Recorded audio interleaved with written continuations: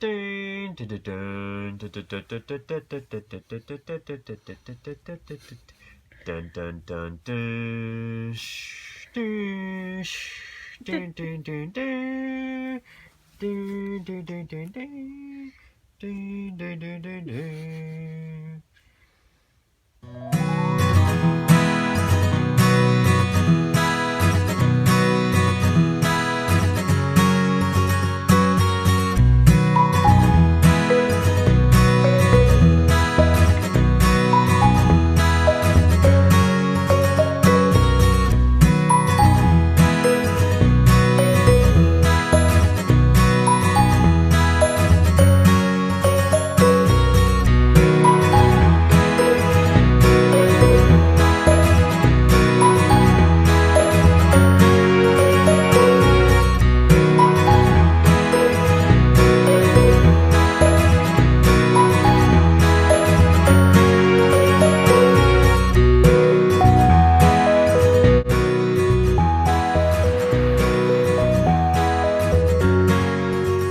Talk about my labor story.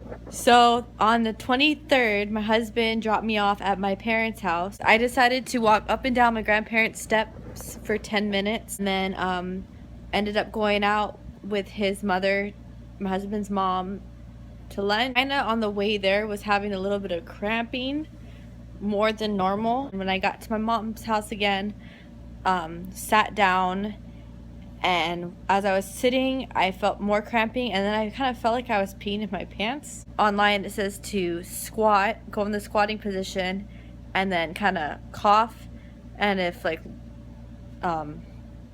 you see something trickle, that means that your water broke.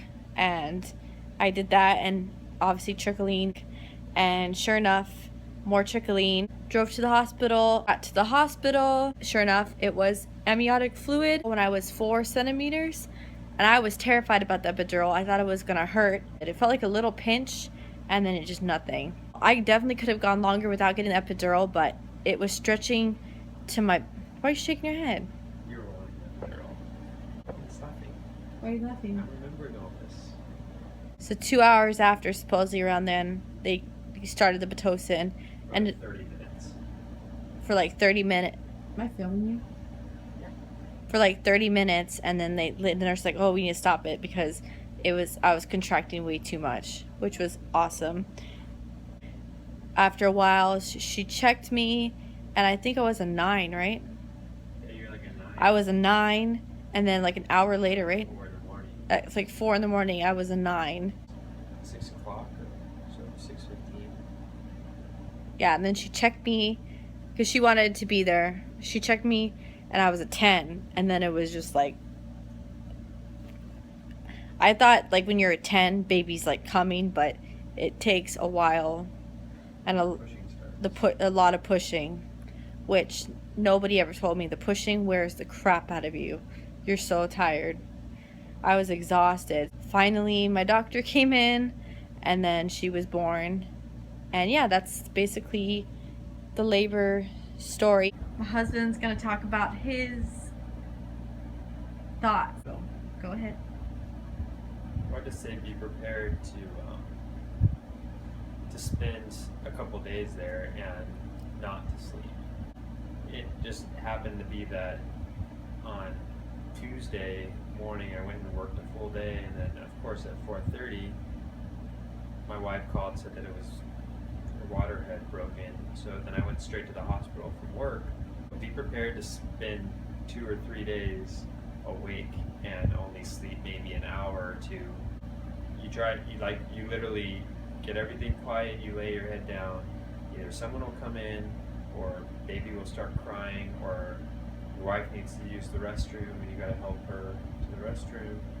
You don't really take care of yourself. And this is where I messed up, is I only had one pair of clothes. I even had my work shoes. I didn't have any slippers or anything, which, big mistake. I'd say bring stuff, bring some snacks. Don't count on the nurses. Your wife's going to be not 100%, and the baby's going to need your help, and so it just helps to be on your game. Sweet. By the way, ice chips are your best friend. I freaking love ice chips. My whole family loves the ice chips. Like, they would come visit us, and my little brother would go and get me and him and everybody else some ice chips. So if you're gonna be going to the hospital, about to give birth, whatnot, make sure you find out where the ice chip machine is, because that is your bestest friend in the whole entire world. It is amazing.